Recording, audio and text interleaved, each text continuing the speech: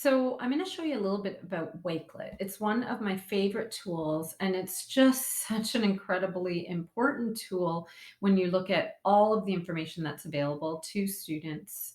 Curating is a very important digital literacy skill. So, when you log into wakelet.com, you will know you're logged in because your name is there, your face is there, and you can customize some information. And you're going to go into create new collection,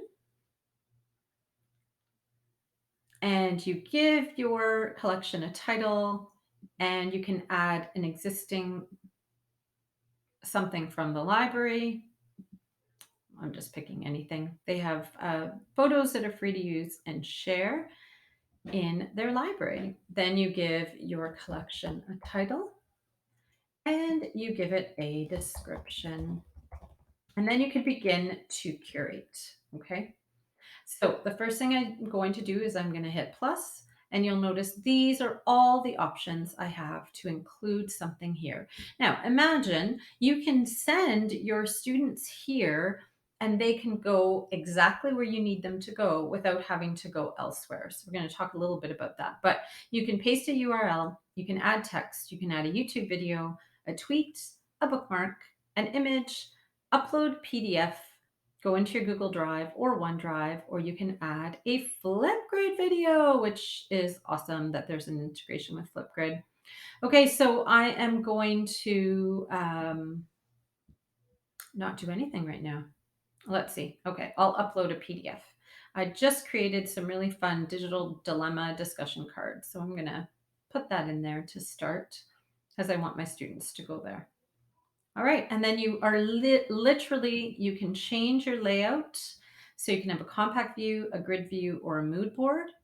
And you can change this to public, where anyone can see the collection, unlisted, where only people with the link can see the collection, or private, which is where you only see the connection. So, private is stuff that I need to read later. I will create a collection for digital citizenship, for example, and I will find everything that I need, or every time I see something on the web or on Twitter that I need and I love, but I don't have time to look at, I will put it in my Wakelet list. So, I'm actually going to go done for a second because I want to show you some of my collections.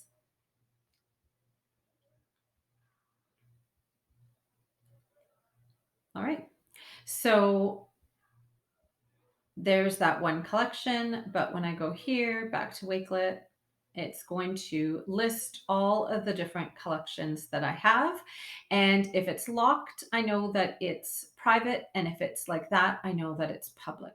Okay. So I just created a fall convention. I'm doing a presentation, and I created a Wakelet collection. So I just want to show you something else here. So I'm going to click in here. And what I have is an unlisted, I can change the visibility if I want to, but I have an unlisted um, link here. I'm going to click on invite, and I'm going to copy this link. Now, I could invite people via email, but in this case, I just want people to contribute to, I know there are going to be a lot of really smart people. I want people to contribute to my Wakelet. This is really cool for students as well. So I'm going to copy the link, and then I'm going to open an incognito tab just to show you. So I don't want to be signed in for that. I'm going to go Control V.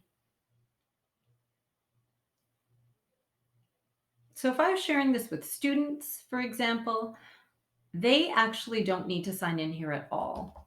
They would put their first name and go add. And then something really interesting happens. So when I've shared this Wakelet, I've made it collaborative. What it allows me to do is edit the collection to add my own content.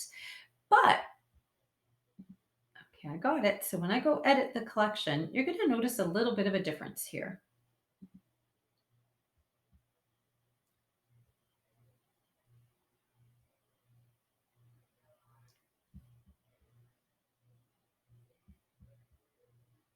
Hold on.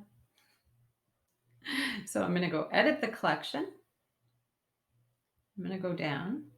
And when I go plus, you're going to notice something you didn't notice before. And that is I can create a collection. So teachers can create, or students can create a sub collection. Perhaps they are going to curate their favorite books in here and share it with you. Or depending on whatever your topic is, right? It could be, if you're teaching science, it could be their favorite websites, right?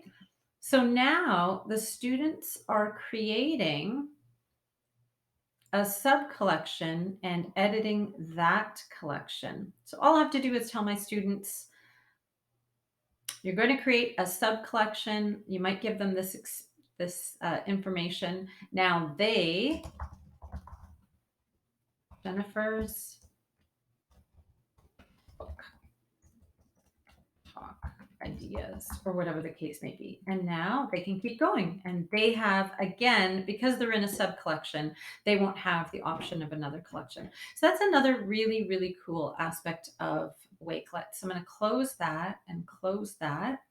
And you're going to notice here, oh, I didn't save it. But what you would have noticed here is that that sub collection would now be added. It's part of this live because the person is able to do it. So Wakelet is awesome. I've seen students create digital portfolios. In order to give it to an employer. I've seen all kinds of things with it. So really it's up to you and your imagination in terms of how you might use this tool.